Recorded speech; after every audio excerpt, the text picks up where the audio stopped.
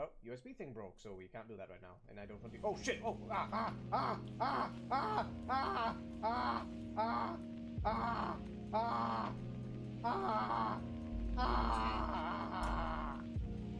And I decided, fuck it, Hi, bird lady. How are you? You staring at bird booty over there, dragon man? Staring at bird booty. Dragon.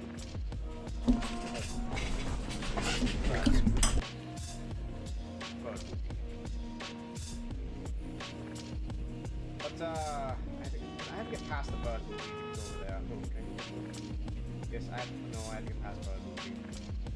Yep, I have to go past them. New avatar!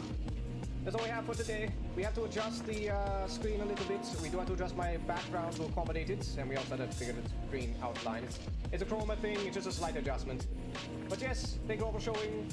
I'll see you all tomorrow at 7 AM. We'll be playing some Ghost Master, I believe it's called. Assuming that it works, it's a bit of an old game. It's kind of weird on modern things like 04 or something, so we do have to keep in mind that.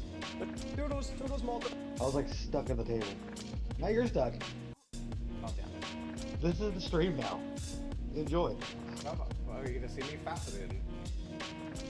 I got all day.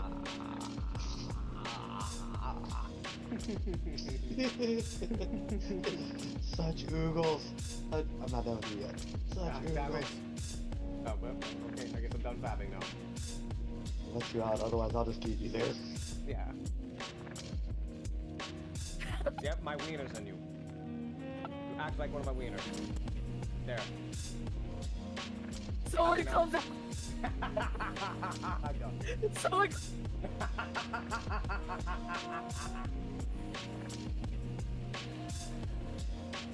please!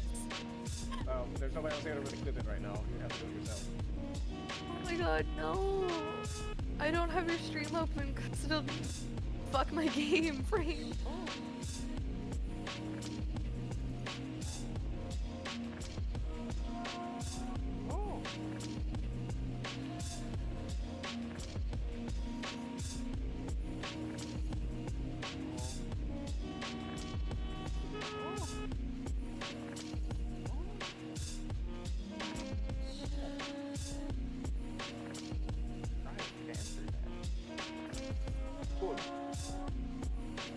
Fire.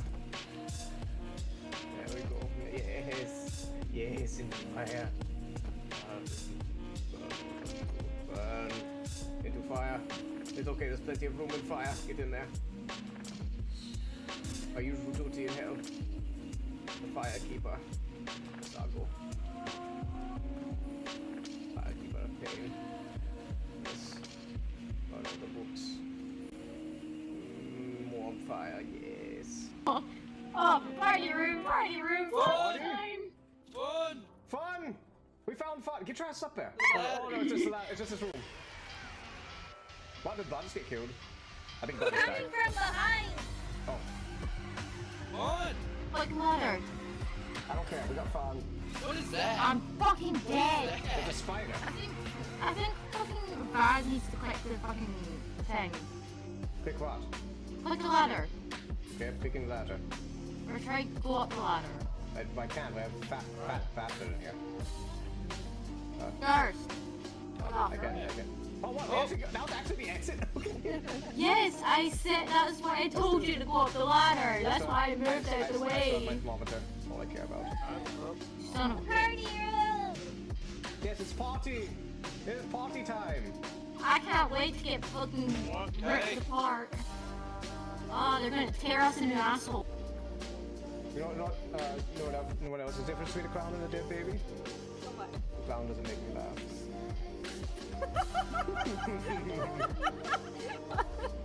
That's pretty good. That's pretty good.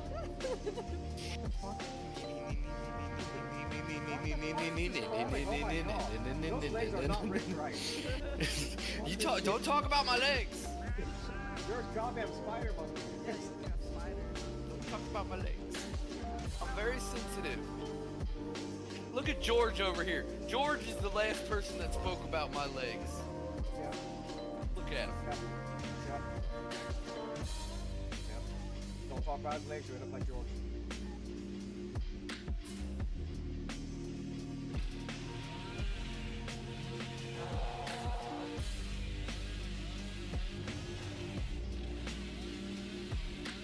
Oh shit! Oh crap! Ah! I clipped that. Okay, that's getting. Holy shit! That's. Hey. Oh boy, I'm back to health. You fucked me back to health.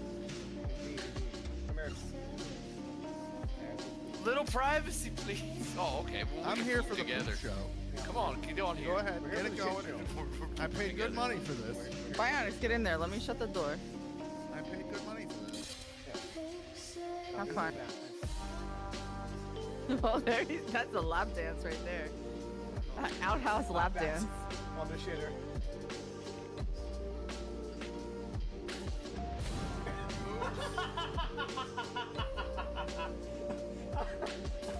I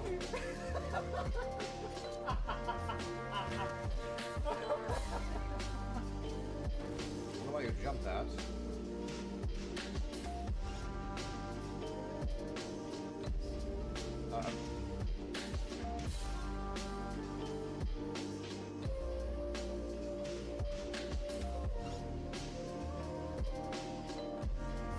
Yes, yes, yes. Yes. She gets to live. She gets to live. She made me funny. She gets to live. She gets to live. Candy, candy, candy, candy, candy. Ice cream. Oh, ice cream. Ice cream for ice cream. Yes. Not drugs. Ice cream. Ice cream for it. See, I eat the ice cream. Unfortunately, I can't get too loud right now. But if I could, I would be screaming right now, and I'm trying to resist so much. But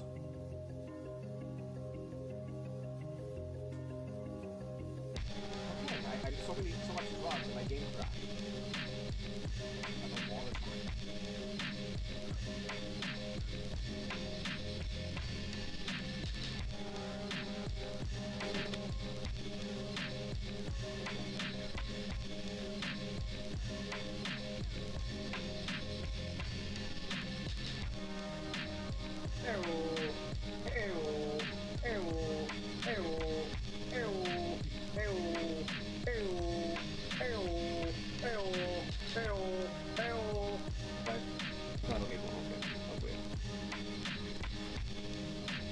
Ah, there's the guy in the bathroom! They actually had it!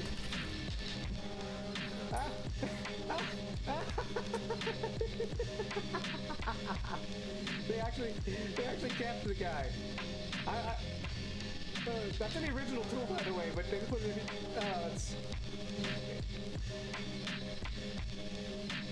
Get yourself.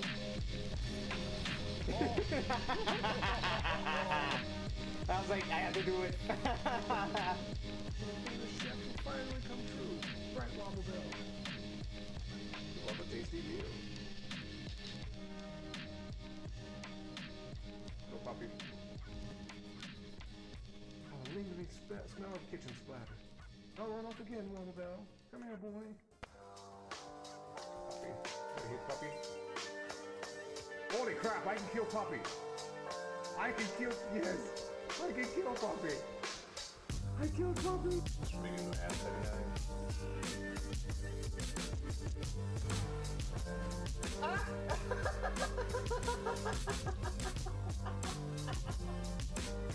What the hell? Okay. No. The grenade apparently just blew somebody up.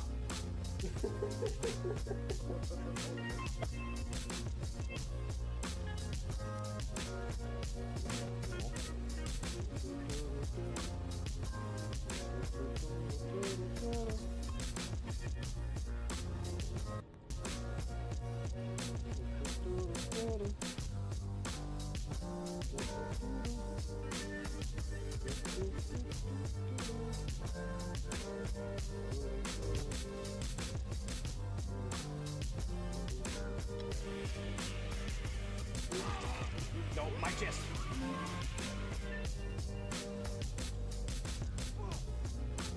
My chest. My chest. Alrighty, greetings everybody. Make sure we're coming through just fine. Yes, we are. I hope nothing's up. Give me 1 second. It's been a while since I've done a little voice check. Give me 1 second. Give me 1 second. Shut up, music. Silence. Shut up, music. Silence. Shut up, music. Silence. Shut up, music. Silence. We're good. It's like echo there. Alrighty, so today I'm just going to be doing a little bit of chitty... Oh, turn the music back on. I'm just going to be doing a little bit of chitty-chatty today. Maybe a little rambly and bridgety-doo. I don't know why, I'm in a weird mood where I want to just do a little chitty-chatty, maybe be weird. I'm gonna be a weirdo today and just talk to myself. Who the hell comes in here at this late of night? If you do, you're a weirdo. You fucking weirdo. Get you some sleep. Oh, wait, hold on, where's my... There we go. Get you some sleep, you fucking weirdo. But anyways, so for today, we're just gonna sit here and ramble. It's been very, very interesting. I have been going back to the fundamentals with art and such, and the weird thing with art, when you're going back to such things, is you start to find interest in subjects you're not really quite surprised by. Like, I have a big fucking list of things I want to do and draw, and you realize just how much there really is to learn. But here, we're gonna go over... I really just gonna watch some videos while we do some things. Let me see. We're just gonna chill. Let's do... Should be good. Plop. Ah, hello, Ferret. How are we? How are we, Ferret? Welcome. Pause that real quick. So, I gotta show an absolute menace, but how are you, Ferret? Ferret, why are you up so late? Ferret, are you a weirdo? Are you a weirdo like I am? Why are you up so late? About to hit the bed? Oh, well, okay, so you're not a... Well, get out of here. You're not a weirdo. This is for weirdos only. This is a weirdos... This is weirdos only, Ferret. What are you doing here? I should have been in bed like 2 hours ago. Okay, so you are a weirdo. Good job, good job. Well, this is so I'm here. I'm going to show a menace, but I hope you do get some good sleepies though, Ferret. I should not be streaming at this hour. I should not be streaming at this hour, but I am anyway. So whatever. So I saw a Dankula video talking about this fucking seal, and it has caught my attention, this seal. This is Neil the Seal. He is a fucking menace. We're gonna watch videos. Let's see.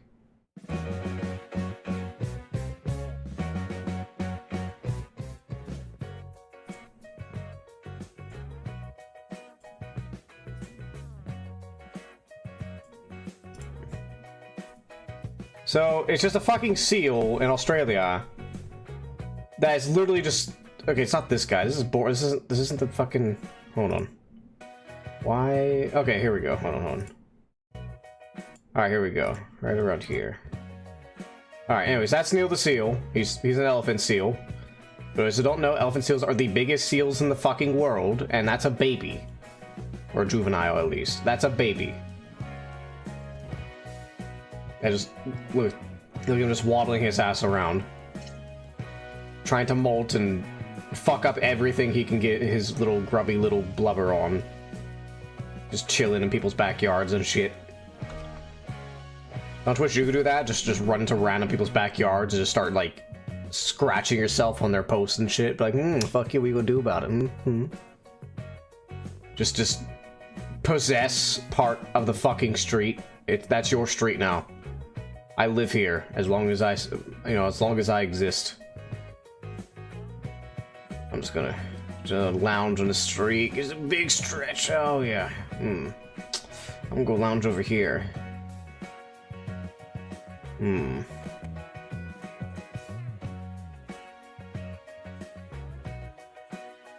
Oh god.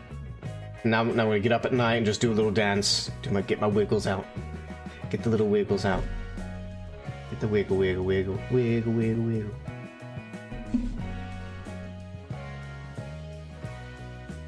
Actually, I think we're actually gonna watch. Actually, I got a documentary we could watch. I will go through. We'll go through. I don't know how if YouTube copyright would come through with it. I might have to shut off YouTube. I'm not exactly sure. I'm not sure if it's actually in fully copyright or not. So I think I will shut off YouTube when we do the little documentary thing we're about to watch. I've been wanting to watch it for a while. I've already seen it before. Actually, we'll get it going right now. If you are on YouTube, I mean, I don't really get anybody on YouTube, but if there is anybody on YouTube, please come over to Twitch or Twitter. I will be shutting off YouTube for what we're about to watch. So, bear with me on that. I'm shutting off YouTube now. Alright, so, we're gonna shut that off. Let's look at, what the hell is it called? Let me see if I can find it.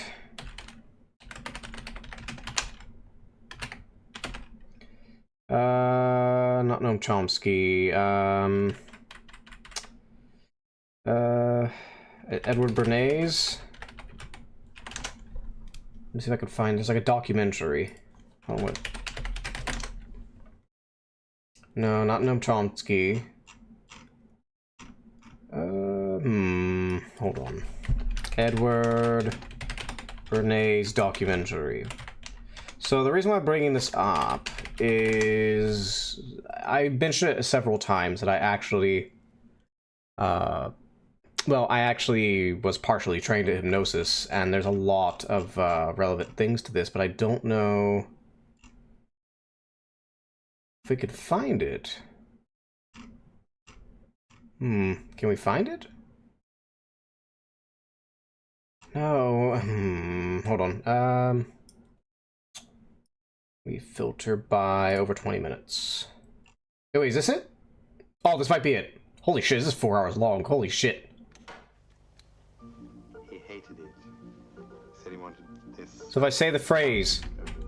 God fucking damn it, Naomi, why? If you say the phrase, I just flip you off here. There's nothing more that happens, I just flip you off. And I probably yeet you. You probably get yeeted. And aggressive forces hidden inside the minds of all human beings. Let me know if you all can hear it. You all do need to hear this. This is fucking 4 hours long. There's no way we're getting through this. You know. Hello, Dark Flame Lovely. Hello, dear. Oh, god damn it. He wrote to his nephew for help. Naomi, you come here, come here, come here, come here. Also, Dark Flame. Ba, ba, ba, ba, ba, ba, ba. I adore my Dark Flame. Don't forget that. Get the fuck out of here. Bye. Goodbye. Goodbye, Naomi. You got yeeted. You've been yeeted. You've been yeeted. Get yeeted. Bitch. Anyways. Let's see here. But how are you, Naomi? Thank you for visiting, dear. Very satisfied. So, okay, we're probably not going to be able to do this because this is fucking 4 hours long. That's way too long. But the reason why Edward Bernays, I find, is extremely important, and a lot of people don't know about him. For those who don't know, he is the nephew of Sigmund Freud, if I'm pretty sure you've heard of who Freud is.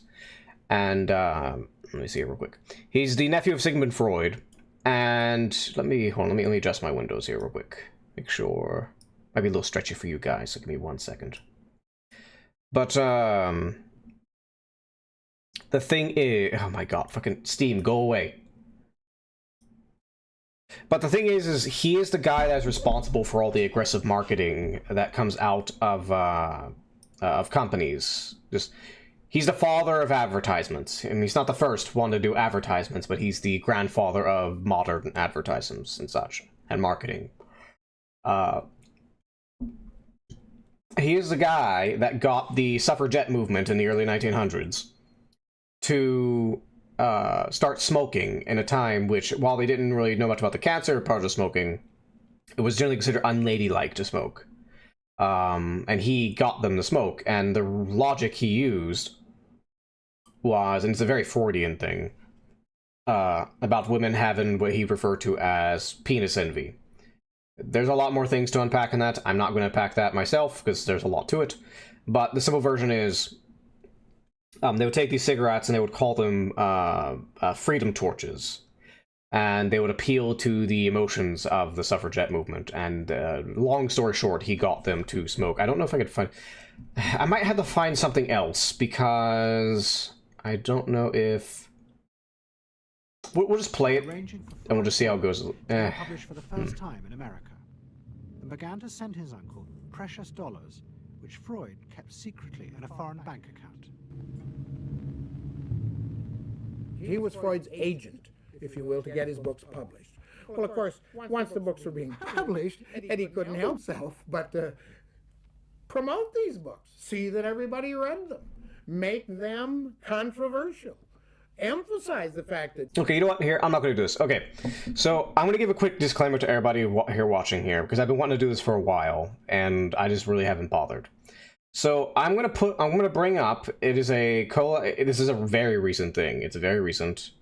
It is a collab between two channels. One's new, and one is a channel, a very right-wing channel called Homath. Now, I just want to emphasize when I'm watching this, because I know a lot of people who watch me are very on the left side. This isn't a situation where I'm trying to say somebody's wrong and somebody's right. That's not the point. What I want to go through this little collab that they go through, because it's actually something that I actually do kind of know about, and I can demonstrate a lot of things. So we're gonna look at this little collab. I gotta find it. So give me 1 minute. I'm gonna switch over to chatting for just 1 minute while I look for it. And also, it's only like, I think, an hour long. So let me see here. Now, for those who don't know, now again, I'm not saying whether you support the guy or not, but where is it? Give me 1 second. But what I'm looking at is the supposed guy who was a previous FBI. Let me see. The internet. Who was previous FBI. And he explains a lot of things, and when I was learning hypnosis, these are literally... we use different terms, but these are the same things we learned. Let me see, here it is. Okay. The following video... This is regardless, I'm going to emphasize this once again. I know, because I know a lot of people watch me are very left-leaning. I'm not trying to make a hard statement on politics. I am looking at the psychology behind it. And... it's just a topic that is very interesting to me, and I talk so much about, oh, here's this hypnosis I learned and stuff, and I never get to show it. I never get to show and explain it. And I've been wanting to do it for a while, and I'm tired tonight, and I just want to do it. So we're gonna watch this, it's a collab, it's like a little interview thing. I'm just gonna kindly ask to anybody here who maybe hears this stuff, and if something comes up in them, just, you know, for our sake, just put it back and just listen to the psychological ideas behind what is about to be said. Alright, so let's go ahead and we're going to flip over. Where is my... pop. Alright. This is regardless if you actually agree with this guy or the guy they're collabing with, because they are right-leaning. But I'm going to break down some of the hypnosis stuff. With another YouTube creator named Homath. We've become friends over the last several months. His channel now, is about 3 I will say real quick with this guy here. Actually, can I verify it now? Let me see. Let me check something real quick. No,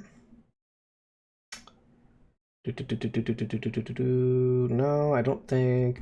I want to do. I want to do a check on this guy here. Because if this guy's legit, I'm going to tell you right, if he's legit, and signs point towards it, but I need to look more, like, much more deep into it. But if this guy is legit, he's basically describing almost everything I've learned. Almost everything. There are a few interesting tidbits I learned from this interview.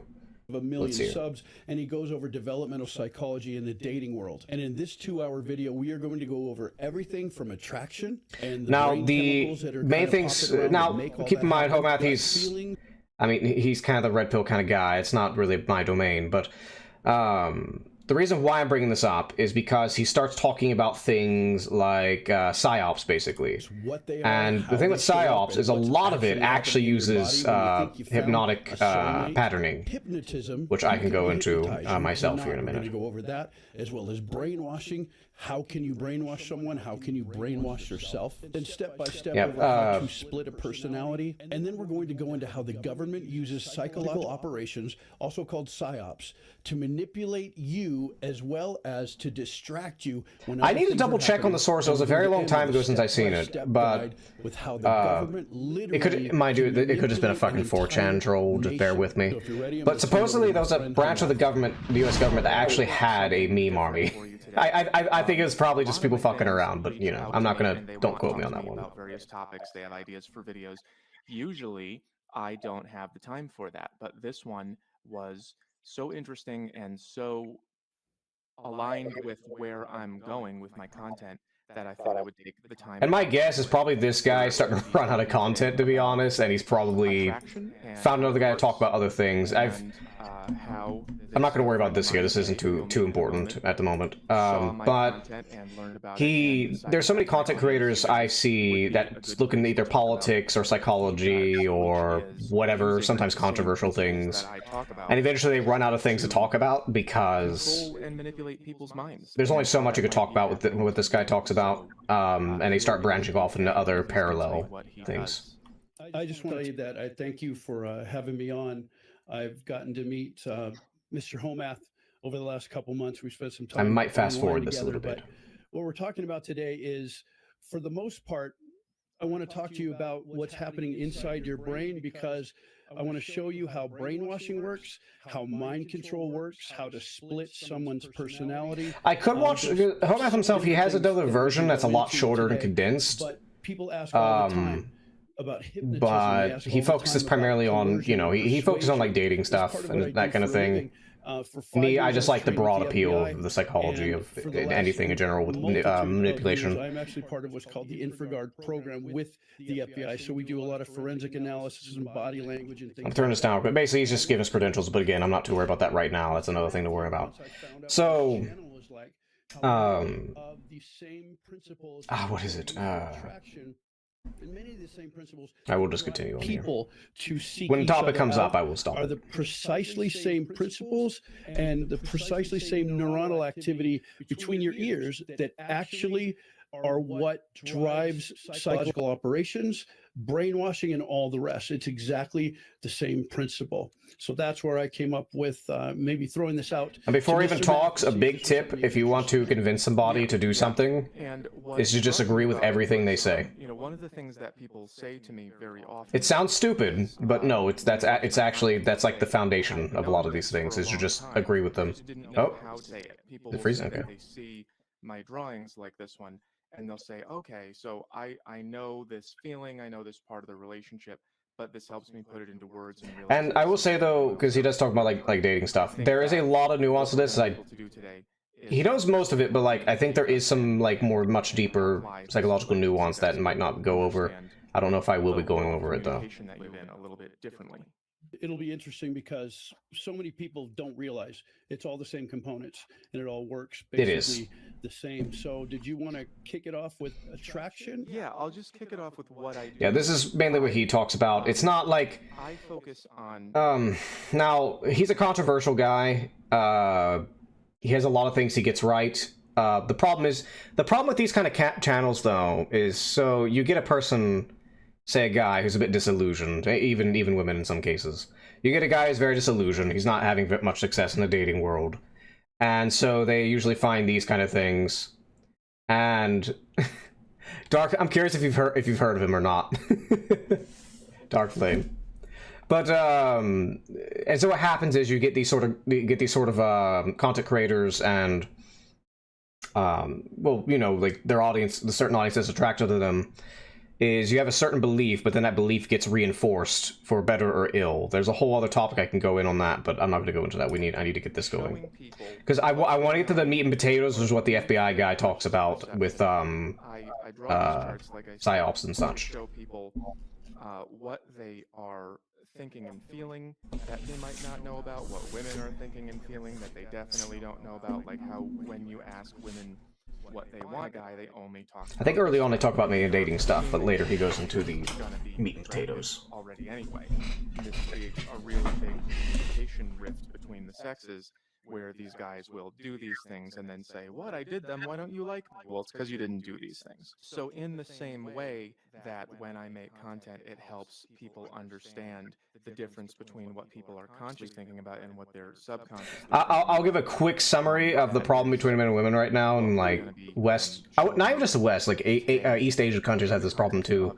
Media or education or the government. Two simple things. One, mass. It's basically. How do I put this? Very similar to the way that I make the unconscious. How do I put this? From just government manipulation, as well as the sexes. They just don't talk to each other. It certainly can be, because as my instructor would say, mate and relate. Actually go and relate, like talk to people.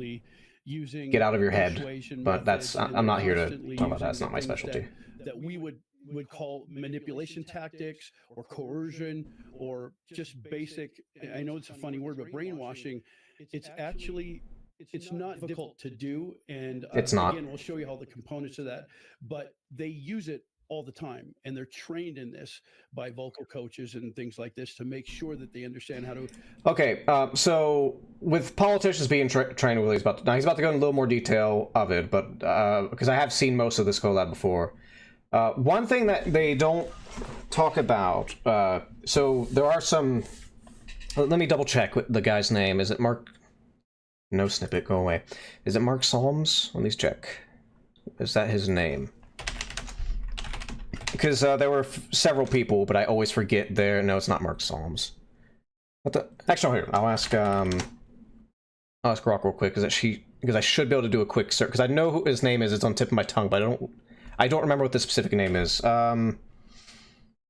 List famous hypnotist. What the fuck was his name? He was a really good hypnotist. Milton Erickson? Yeah, Milton Erickson. That's who I believe who it was. Yes, Milton Erickson. Yes, he is known for basically modern hypnotherapy. How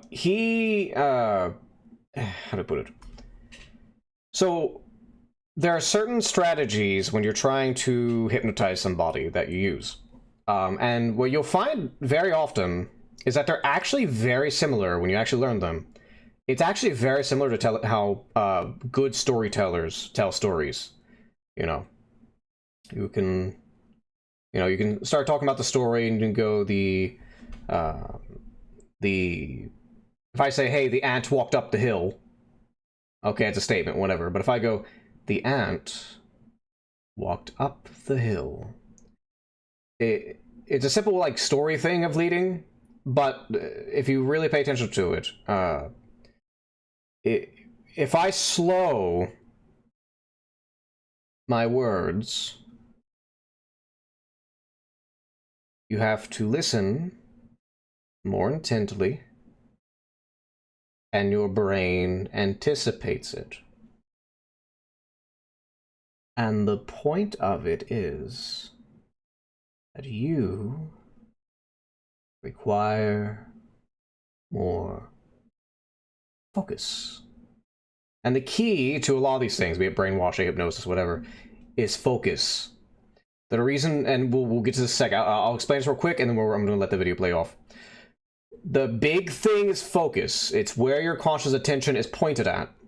Because what you need to realize is that on top of your conscious attention, you have a lot of processes in the back of your brain going on that you're not aware of. It is literally impossible for you to consciously be aware of. There is a thing known as the Miller number. And the Miller number, it was an experiment they did a while ago, where it's very broad, mind you. This isn't like a literal thing, but the general concept is that most people can remember their phone numbers and maybe plus 1 or 2 digits, depending on intelligence. So basically, roughly, you can remember. Now obviously, phone numbers go higher than just 7 numbers, but the idea is that you can remember about 7 numbers plus or minus 1 or 2, depending on your intelligence. And of course, if there's a bigger number and you've used it over and over and over again, you will remember it. But what it's really used is that's how many bits of information is theorized that your consciousness can contain at once. And if you start getting more information than that, so whatever we'll just say Miller number, whatever your Miller number is for you individually, if you have to take more information, your brain will push away that information that you already had in order to insert whatever's more important. It is also a thing if you want to learn and study much more efficiently, the best time to study is actually right before bed. Because when you are studying and learning things and trying to memorize, it is stored in short-term memory. But if you take a nap, or if you go to bed, it puts it in long-term memory and you keep it. Now, in the terms of focus, what happens is...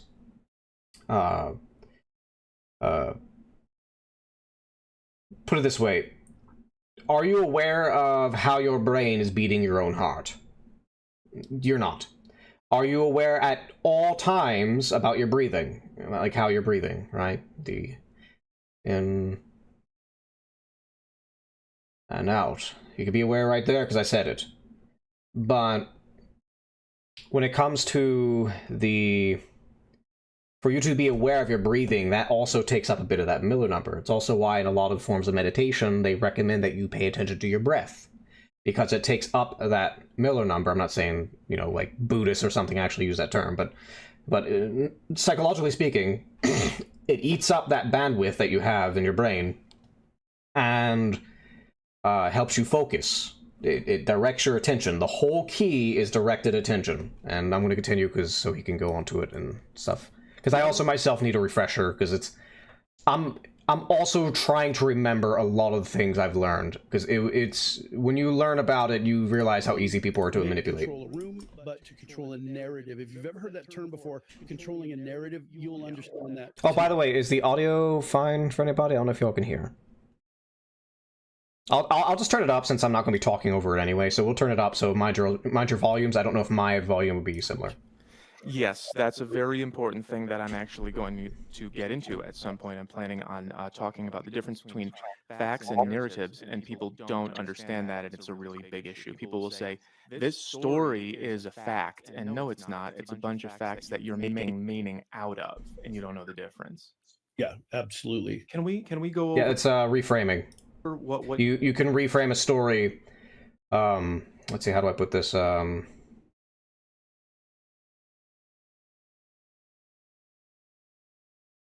Like, if we'll just say the ant goes up the hill, little thing I said. Because if I say, hey, there's a bunch of ants going up the hill.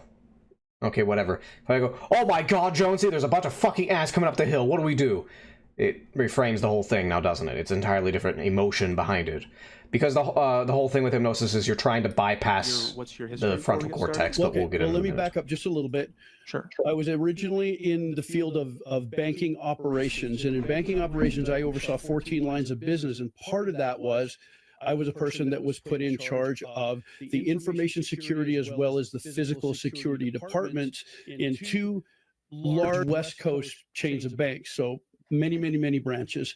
And so my job at the time was to go down to the FBI headquarters in the city that I was living in at the time, and we would go weekly for training, and we had to learn how to deal with bank robbery, with kidnapping, with abduction, with coercion, everything from passing notes to grabbing people to rushing the vault. We had to know what to do, what to look for, and all the sort of body language cues that go with that. But that's where I started to kind of sink my teeth into this before I pursued basically my graduate degree, my master's degree in behavioral psychology, because this is just part of the process of understanding when you're doing forensic analysis of a videotape of someone coming in and taking over a bank. You look for what were the pieces that we didn't see this coming, and all that kind of leans into body language and things like that. So that's kind of how it started. And so for 5 years, I was every week at the FBI headquarters in the city where I was at, and I was training and learning about not only the information security part, which is how you keep your electronic banking and all of your information secure and safe, but more than that, primarily was called physical security, which is, again, taking care of, at this point, over 80 branches, because it's two different banks. And that is where it kind of all began. And I picked up my degree in psychology a little bit after that. And so I started teaching some of the things that I was learning, and I found out it's actually pretty lucrative. So I do multiple things, but where my bread and butter is I do corporate trainings, I do security trainings. I teach people right now. I teach law enforcement, I teach banking people, I teach security companies, and in different organizations that bring me in, how to read body language, how to do forensic analysis, how to, for the most part, how the brainwashing piece works, how when you're managing people, sometimes they know what kind of a person this is. How do I know if this is a narcissist and I don't want to put them on payroll? How do I know if this is possibly someone with psychopathic tendencies? I teach what to look for in all those things. And in the meantime, I'm part of what's called the InfraGard program with the FBI still. And that's, again, that's part of what I'm continuing to do. Cool. That sounds like a pretty intense field. And so you would say basically that you have the skills to understand what people are thinking and what kind of people they are by observing things that most people miss. You can do it by observations. You can also do word test. Because so here's a funny thing, right? So you'll hear a lot of times where, because I hear so many people, they just dismiss like classical psychoanalysts, say like Freud, Jung, Adler's usually forgotten, but Adler's a big thing. They always dismiss them. But there are some things that they brought up that are actually really useful, and what happened is over time, people just forgot how to actually fucking use the systems. So, one of the really big systems, for example, if I'm trying to, say somebody wants me to help them, in a much deeper sense, not just be casually talking to them like I have you all. And, I put what I say, and for quick disclaimer here, I am not actually a therapist. Don't take me as hard therapeutic advice. I got that out of the way. Now,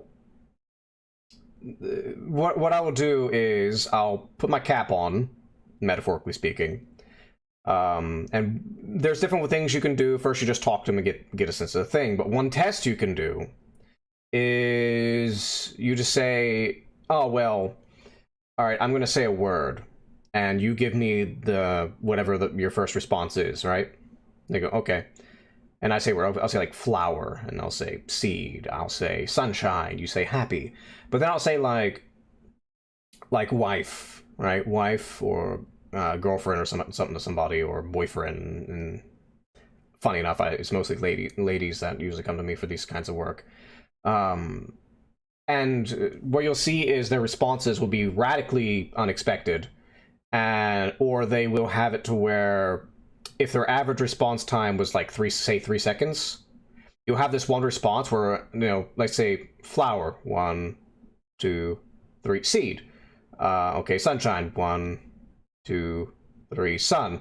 All right, boyfriend, 1, 2, 3, 4, 5. Basically means they're processing it. They're processing information a lot more than they were on the other things. Because another thing, if it didn't matter to you, you just quickly respond. If you're a person who, say you were a situation of a person who was in a either healthy relationship or you generally didn't care to have a relationship, you would quickly answer that and there'll be no brain processing behind it. And the keyword word association test, and what they're horribly used in academia, I fucking, at least when they tried to, because they try to use them for supposed unconscious racial bias training. That's not how it works. And those tests, I've seen them, and from what I've known, I've used them myself, or not used them, but I've taken them myself, and they are literally made to push you a certain direction, because that's not how these tests were meant to be used. They were meant to be used so that I can say these words to you let's put it this way. When you're working with somebody, there's a lot of resistance initially. There's a lot of things about them you don't know. You also don't know if they're they just want attention, because that's actually a big thing when you're helping people mentally, is that some of them just want attention. Some people just want attention. Or they have transference onto you of something they haven't solved in their lives. And they're trying to... and unconsciously, it's unconscious, they're trying to solve their past problems through you. I mean, which, okay, kind of a point for therapists, but they're trying to solve their past problems through you, but not as a therapist. They're transferring, say, their mother complex onto you, or their father complex on the problems they had with their mother or their father, or the affection they didn't feel like they got from their parents, they're pushing onto you, thinking and subconsciously taking you as their mother or father. So these are sort of things you have to bypass, and the reason why you do the word test is because you don't have to worry about that. Because to them, it's just words. It's just innocuous words, or at least they think that at first. And the word test, it doesn't tell you specifically what's going on. It's like you're triangulating what the problem is. It doesn't tell you what the exact problem is. It's triangulating what things kind of trigger the person. So literally trigger words before politics took it to a stupid fucking degree. But you're literally getting their trigger words to find out what is going on down there, right? But let's go on. Yeah, and it starts with being able to read people, but at some point you got to go a little bit deeper if you want to know what's happening inside the brain to make that happen. And that's what kind of my bailiwick is. Although he mainly goes into the neurological aspects of it, which are definitely for the last solid. 7 years. And so what's interesting about that is you're able to put everything from people's tendencies, whether or not they exhibit psychopathic tendencies, whether or not they exhibit dangerous or narcissistic tendencies, and then put that into context of understanding why they do that. And this way you can read people not only from, I can show you how to walk into a room and assess who can be controlled, manipulated, brainwashed, or even talked into something they would never do in less than 35 minutes. I can show you how to do that, because when you understand how the neurons in the brain work and you understand how all the pieces work together, you know how to get in deeper with the person themselves, compel them to believe that they need to do. Oh, you missed a lot, Naomi. You missed a lot. So that's all part of the process when you go deeper into cognitive neuroscience. So basically, I was literally just explaining how word association tests work. What I talk about in my content is how we're all kind of familiar with this. Again, he's going into more the dating thing. That's not really a thing I specialize in looking into. I mean, I have a little bit of knowledge on it, but it's not really my main interest. Then everybody wants to be with the most attractive partner, and the guys will have short relationships with less attractive women. I'm waiting for him to get into the psyop stuff. That's the juicy nobody stuff. will have relationships with the less attractive men, and this leads to everybody being very unhappy because these guys They are fast all forward that. You get that picture in your brain for just a minute. What is it about the opposite sex that draws you to them and makes you attracted to them?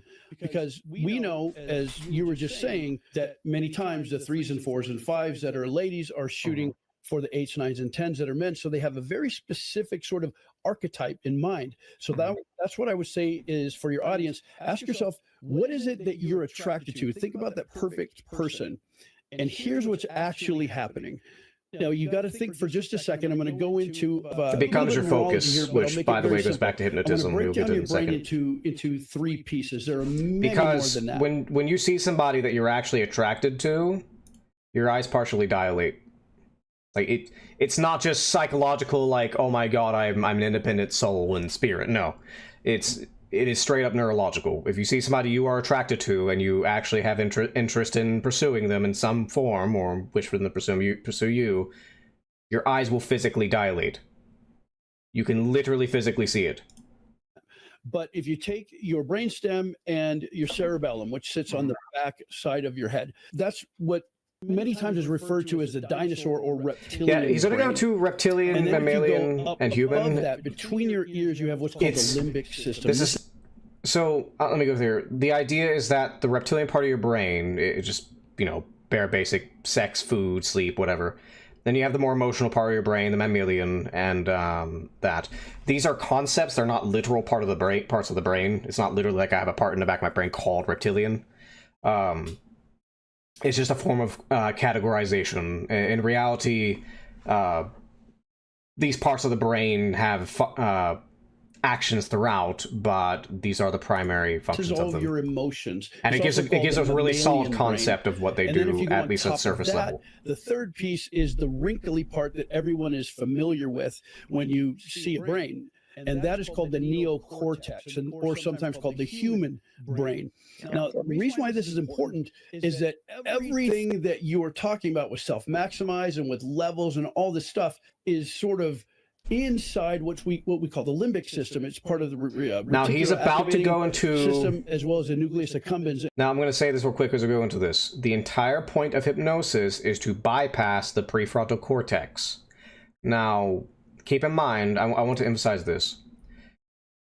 The big foundation, he doesn't really, he kind of touches on this, but actually, I'll wait till he does touch on it, and then I can ramble about it. I'll wait till he touches on it. If you can imagine this scenario, Mr. Homath is going to get a new car.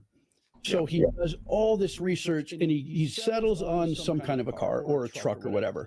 And he's done all the research. He's looked at all the stuff online. He's looked at brochures. He knows everything about it, what it looks like, everything. So he goes and he buys this vehicle. And then all of a sudden the next day, out of nowhere, Mr. Homath notices, holy cow, there are a bunch of this vehicle on the road. I'd never noticed that before. But all of a sudden you start seeing that vehicle everywhere. Now, did everyone go out the night before and buy the same vehicle as you? Of course not.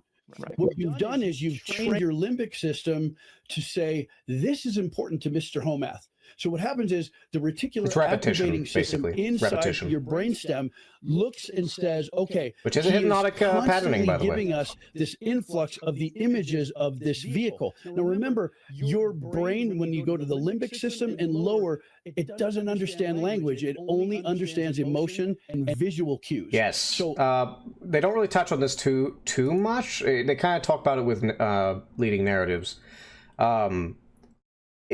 Your brain does not think in 2 + 2 = 4. That is not how your brain works. For the most part. I mean, there's some nuance. There's nuance, but that's not how your brain works. If you want a simple thing, because your brain, at its core, to determine your decisions, its logic is narrative, as if a story, right? It's why so many manipulative politicians and such, that it's why it's through narrative and story. And if you want a perfect example of this, just watch your dreams. Like, everybody at some point, if they actually remember their dreams and record them, will notice that a lot of your dreams, even if they seem nonsensical to a degree, they have a story. They almost feel like they can have a story to them. Every time you look, it's because your brain literally thinks in stories. Vehicle. And that's what you're appealing to. You're driving the importance of that vehicle into what's called the reticular activating system. And what it does is it remembers, this is super important to Mr. Homath. This is so important that we are going to look for it everywhere, because he wants to see it. So what ends up happening is, that's why everywhere you look, all of a sudden you see this new car. Now bring that back to the type of person that you're attracted to. This is what I asked your audience to do about 2-3 minutes ago. Think about that type of person you're attracted to. What's happening is you're feeding into your limbic system, and you're feeding into even the reptilian system, and you're telling your brain, this is what's important to me. This is exactly what I'm looking for, whether it be 6 figures and 6 feet. Now, I want to point this out because he's brought the car example up of, you know, I'm really studying this one car and I'm getting a lot of attention to it, and so I'm starting to see, like, as if everybody has this car when that's not the case. It's just my brain's been trained to notice this one car, and so I'm seeing it all over again. Him start leading with that implies that when it comes to attraction, that you actually choose it. Yes, you can technically train somebody to be attracted to some degree, but for the most part, you cannot train your attraction. I see this all the time in myself and others who tell me about dreams about certain people they're attracted to, and the usual things in a lot of the cases, if it's the actual, like, mysterious one, the one that really pulls you in, right? It's usually somebody they don't actually know in person. There's also, from me talking with people in their dreams, it seems like there's, how do we put it? Everybody has a type, just put it that way. Everybody has a type, and there is a bit of maybe part of it's inherited. It wouldn't surprise me, but also there just seems to be, what's the term? There's a term for it. The fuck's the term? Not reducto absurdum. What the fuck is the term?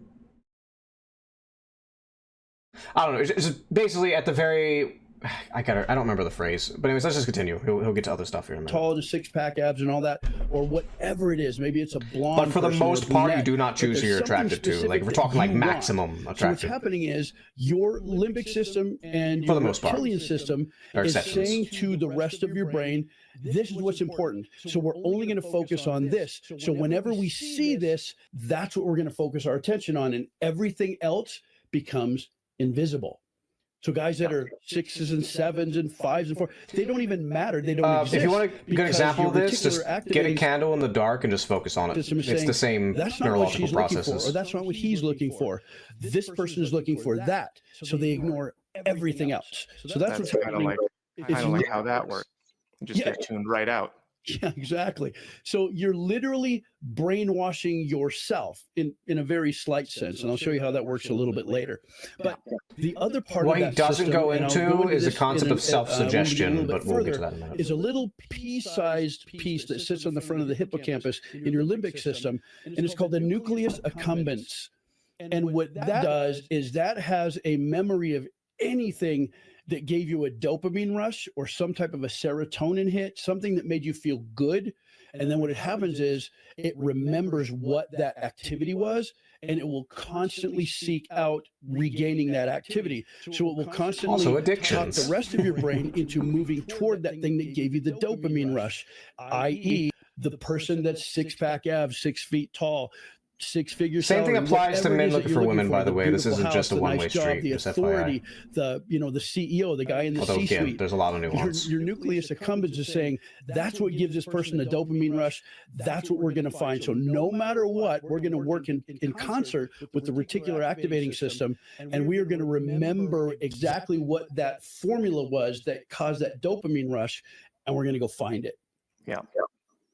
Yeah, so people are getting coded to see the world in a certain way, and the things that they want are in the lower portions of the brain, in the heart and the gut levels of thinking. They're taking in information from your senses and filtering out what they don't want to see. So now all of a sudden the world looks very different, and it's because of what you've been exposed to. It's because Now, I want to emphasize this, because I bring this up, like, I kind of hint at it sometimes in the streams when the topic comes up. This is also the rot of social media in general. Specifically things like Twitter, somewhat YouTube. And the thing is, I'm not immune to it either. Let's make it clear. Just because I'm aware of it doesn't mean you're immune to it. It's just that with social media, it amplifies this effect. Because how do I put this? So I was actually in Naomi's little voice call, randomly hinting to it, is where you'll get people on, say, Twitter. Let's take Twitter. We'll use Twitter as the example. So say you're highly political, active and such, right? And you gotta either own the libs, or you gotta own the chuds, or whatever the fuck whatever gets you off at night. I don't fucking know. So you get on Twitter, you're gonna own the fucking libs of this genius fucking typing you got, or own the chuds. And so you send it, or you just ramble it at yourself. And all of a sudden you start noticing your entire feed just gets filled with them, right? It's because the algorithm does not care who you interact with or how, aside from, as long as you don't get, like, shadow banned or a tag put on your account or something. As long as you're not going too extreme, it will feed you these people. And so what happens is your brain starts just seeing this, similar to the car situation where you just see the same cars, and all you will see is politics. Now, there's a lot of nuance to it. I'm not saying that there isn't crazy shit going on in politics right now. I'm not going to go crazy into that. But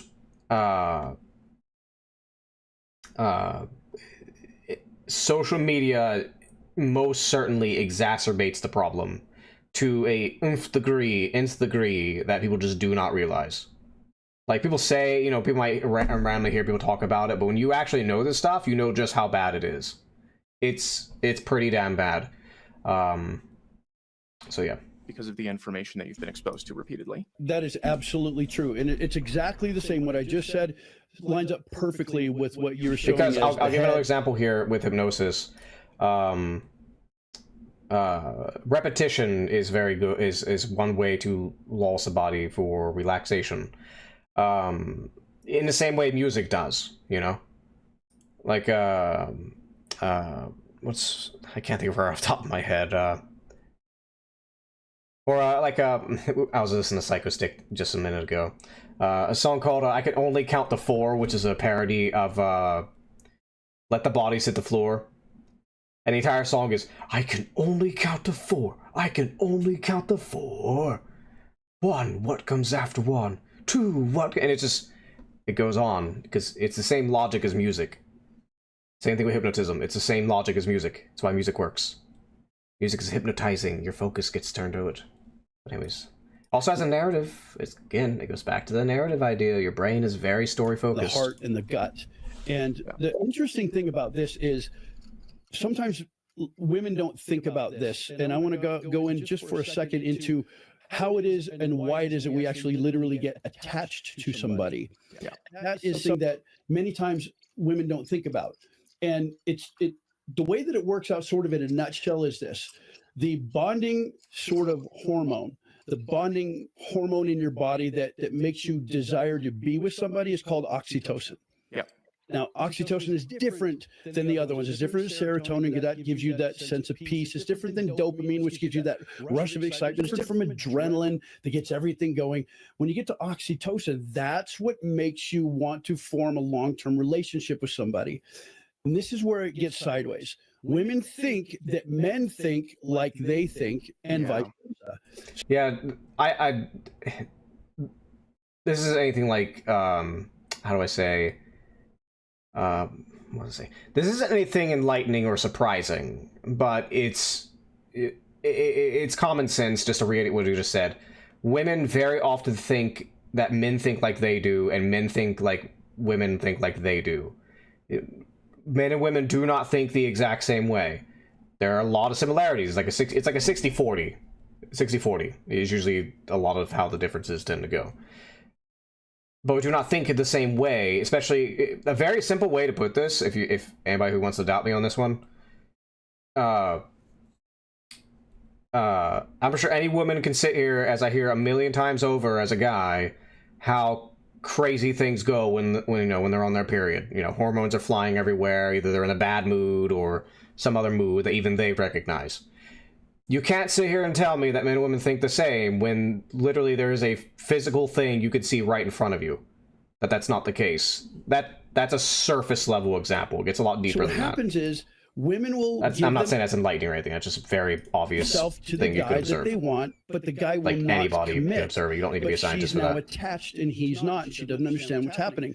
So what's happening is when you, let's just say climax, when you climax as a man, you don't excrete oxytocin. Yeah, that is true. It's so minute that it's inconsequential. It does nothing.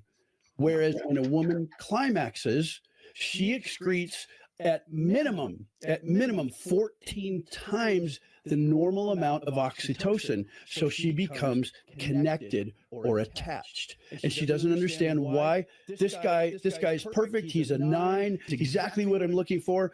I'm beautiful and I gave myself to him, but he will not commit. It's because he's not attached. And it's not necessarily that he's a jerk.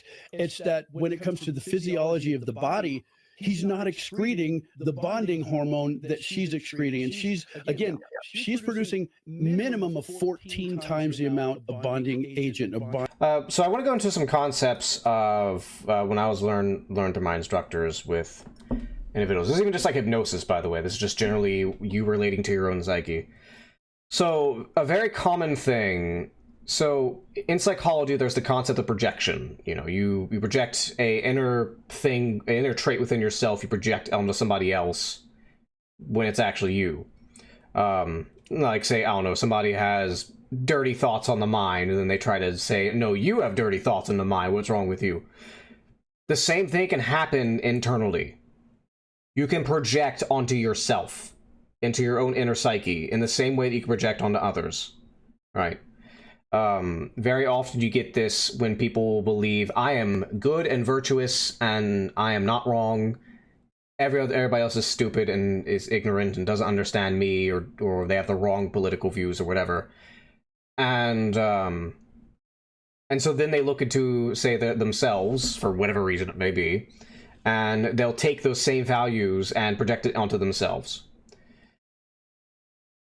I just want to remind everybody, you are animals. We are all animals. We are chimpanzees. Well, closely related to chimpanzees. You have innate characteristics that you cannot change. Not everything. There's a lot that can. But you have to just, again, we'll just look at the surface level shit. You have to eat food. You have to drink water. You have to sleep. You have to be able to adapt to your environment, your social environment. Those aren't just nurtured things. Like, at least the foundations of them aren't. Your brain has, or your psyche has, an expectancy of how you should go out in order to adapt to your environment, both physically, say in the jungle, but also to your society, as well as how you relate to the opposite sex. It's there. If it wasn't there, you just wouldn't be attracted to anybody. Like, your brain would not chemically be wired to dilate your eyes when you see certain people. But there's a lot more to it, though. But the point I'm putting is you can project who you think you are onto what you actually are. It's finding hormone. Not a difficult concept, but a problem you run into a lot of people is that's the case. I made this one recently, the situationship evasion chart. That's this part right here. This is what I'm trying to show women on this chart. Now again, this guy mainly focuses on dating. That's not really what I'm here to really focus on, though. Talk about what you want and make him prove that he's gonna give you something worthwhile first before you get the oxytocin flowing, before you get the attachment. What people are doing today is just jumping into the dating nightmare of God knows who you're dating, as seeing someone casually, getting attached here, and then later saying, hey, by the way, are you going to offer me commitment? And then it's usually no, and usually get into this terrible mess. So a lot of my viewers will be aware that, I talk a lot about how girls are... Let me skip ahead. I want to get to the juicy stuff. Probes onto your brain to see what part lights up when you cause those feelings by showing video pictures. You can take people that are sensing that they're having an experience this might be something of being supernaturally drawn to somebody, and you can actually show them visual pictures, and we can watch parts of their brain light up. It's not supernatural in the least. It's shooting dopamine. Yeah. And it's actually even GABA, which is really funny because it kind of goes back and forth, but it's mostly a dopamine hit, and it's really funny because once you get those reuptake inhibitors, once they pull back and that synapse fires again, all of a sudden you get this jolt, and then they believe it's like something supernatural, but it's not. And it's interesting because this would fall under the category, many people don't realize this when they're doing it, but it falls under the category of what's called magical thinking. Mm-hmm. And magical thinking is where you truly believe that something is This is also internal projection, by the way, or at least what my instructors would refer to it as. Like, if my horoscope says this, no matter what, it's going to happen. Well, that's not true, nor is it logical. It's magical. It's like, it's almost like believing in flying dragons or whatever. I don't know what you would think, but it's the same principle. It's imbuing. I would say that a lot of what this guy talks about is extremely on the neurological reductive side.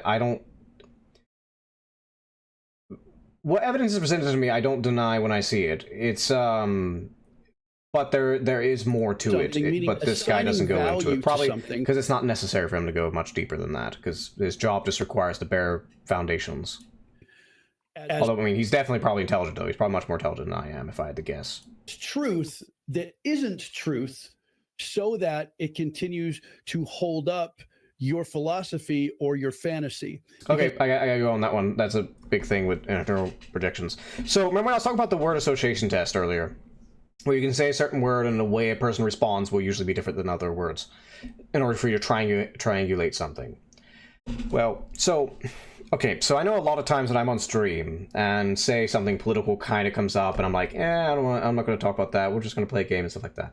And I'm not even talking like the typical like, oh, we don't talk about politics here. We need to stop that. No, I'm talking like I usually just go like, here's my opinion, blah, blah, blah, blah. But, I don't think I'll talk about it right now, though. Maybe another time.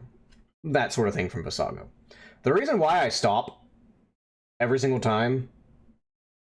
What we would refer to it as in my instruction was we refer to it as moral complexes. In the so the word association tests we were talking about earlier, we refer to the effects as complexes. Now, everybody's probably heard of complexes. You've heard maybe inferiority complex, superiority, Napoleon complex is a pretty well-known one. Or if you're in Freudian territory, you think mother or father complex. The thing is that how do I put this? So complexes are basically learned memory behavior. It's learned behavior. Now, some of that learned behavior can be through nurture. It can be your actual experiences, or because keep in mind, learning piano, the thing that instructs it, as at least in our model of the psyche, again, it's not literally that I can open your brain and say, oh, here's a complex, let me just pull this wire and you won't have that complex. No, that's not how it is. These are abstract concepts in the same way that coding language is the concept. But anyways, it's the abstraction higher than the parts. So when you learn piano and you remember it for a long time, that's learned behavior. If you want to go into the physical and get out of the psyche, you could even argue, as an argument, you could even say that your muscle memory is a complex. It's learned behavior. It's physical, it's biological in that case, but it's learned behavior. In the case of moral complexes, those are also learned behaviors. Now, I'm not going to go to hyper like philosophy and relativism. If I ever wanted to make a video on that's a whole topic on itself, and I actually have a big ramble about that I'd done a long time ago. But the thing is that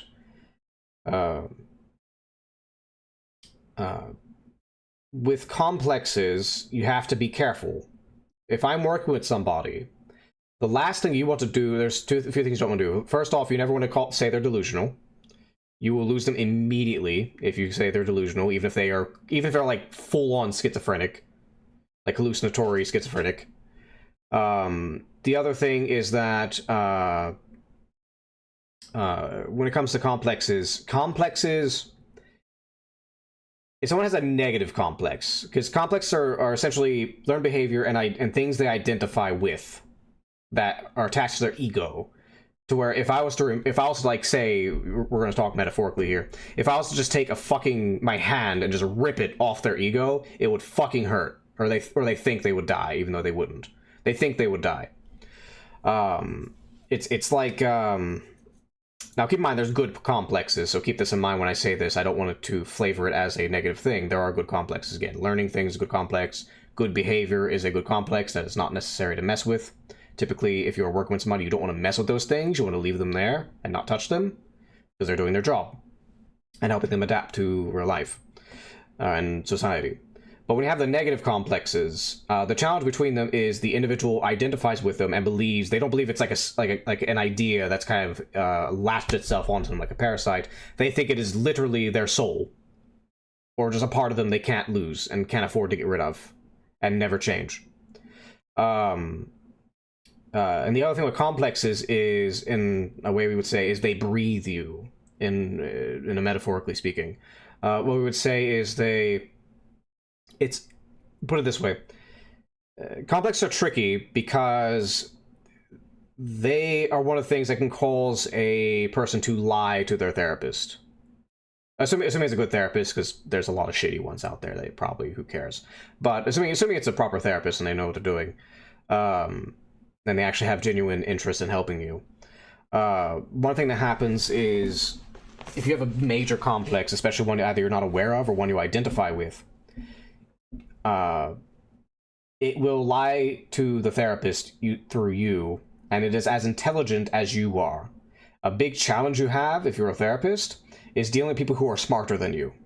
It's not because you're necessarily wrong or evil, it's because just IQ, that people just, inevitably you're going to face somebody who has a higher IQ than you, that's just fact, and the complex will be as intelligent as they are, and it will pull every lie and trick in the book to keep itself alive, like a Richard Dawkins memes, if anybody's familiar with that. It's not the internet meme, It was Richard Dawkins who coined the term meme as because again, this is where internet memes, the idea behind them come from, is an idea that will self-perpetuate itself in a similar way that DNA will in Darwinism, in terms of survival of the fittest.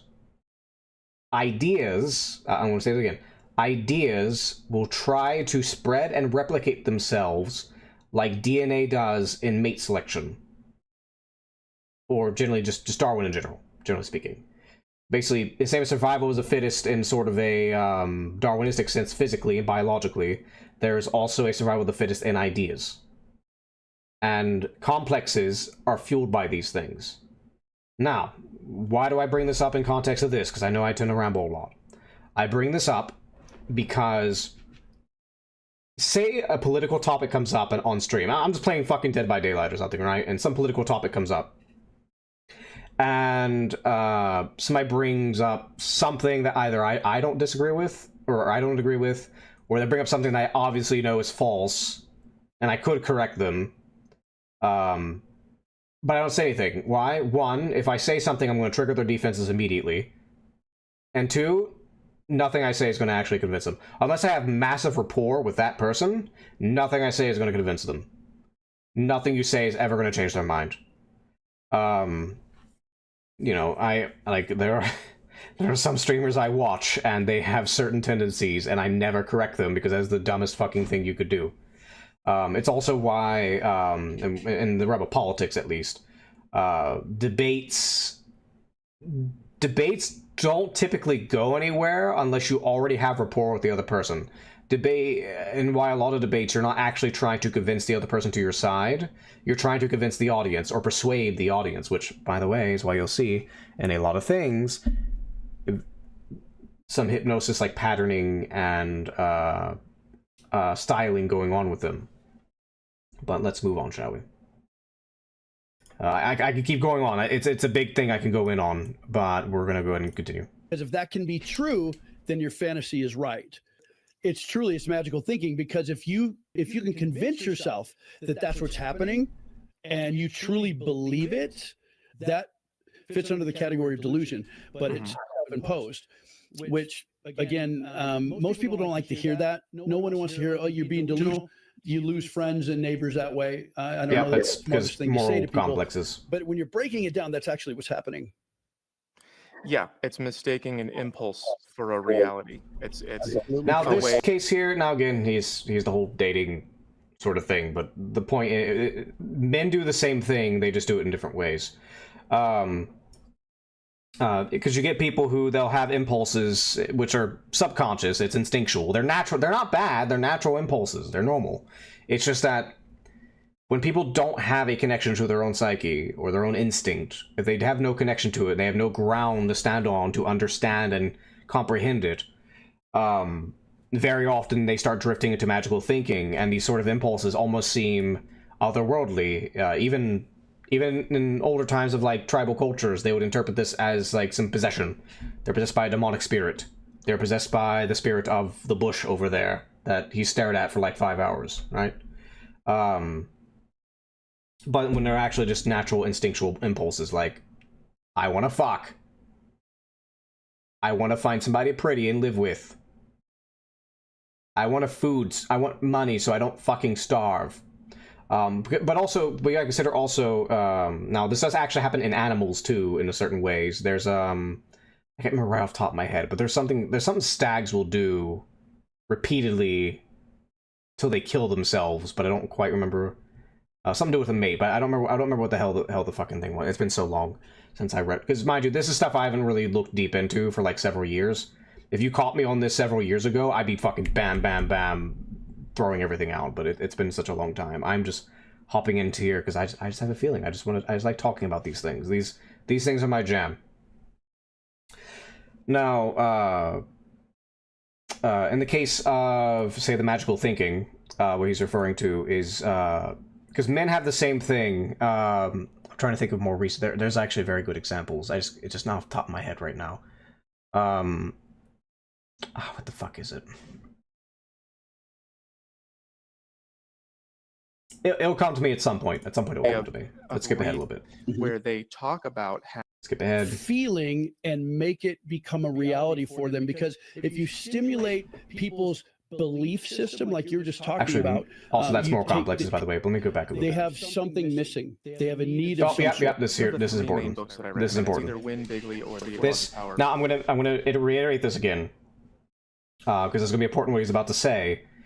When a person has something unfulfilled in their lives, or there are aspects of their instinct that is not being met and properly in the world. And now keep in mind, there's a lot of nuance to it. It's not pure, like, Darwinistic reductionism. There's a lot more to it.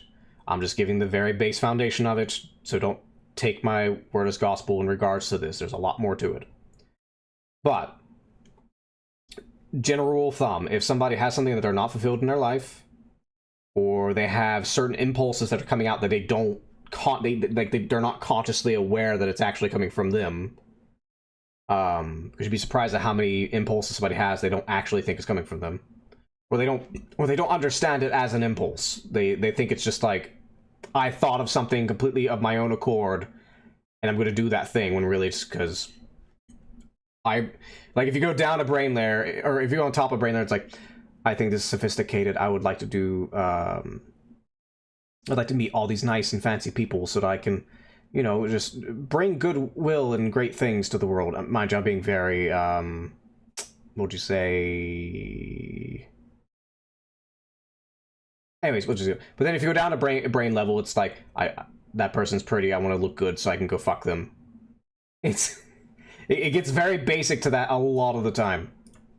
You find it over and over again. Talk about how people who are very good at building cults, they know how to create the correct stimuli to be taken in to make people have feelings here that they then transform into beliefs about, this is the right place for me and this is the right thing. See, that's literally what I was talking about with the reverse thing there.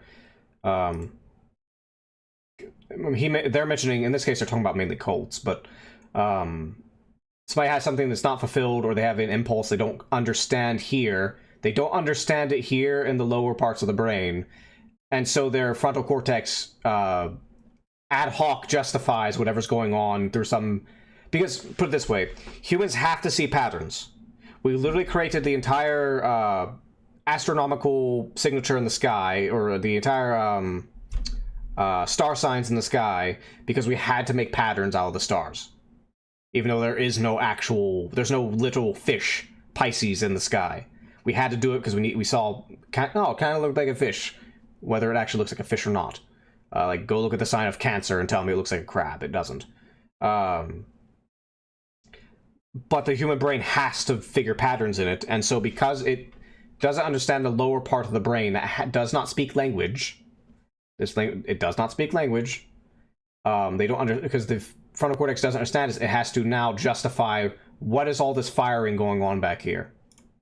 And that's what causes this kind of thinking. The correct stimuli to be taken in, and impulsivity, to make people have feelings here that they then transform into beliefs about, this is the right place for me and this is the right thing for me to be doing. That's absolutely true, because you have to play to people's desires. Because I can't tell you how many people I have who come and tell me their dreams, and I just can't tell them what they mean. They have something missing. They have a need of some sort. Because if I tell them what they mean, they'll immediately just turn on me.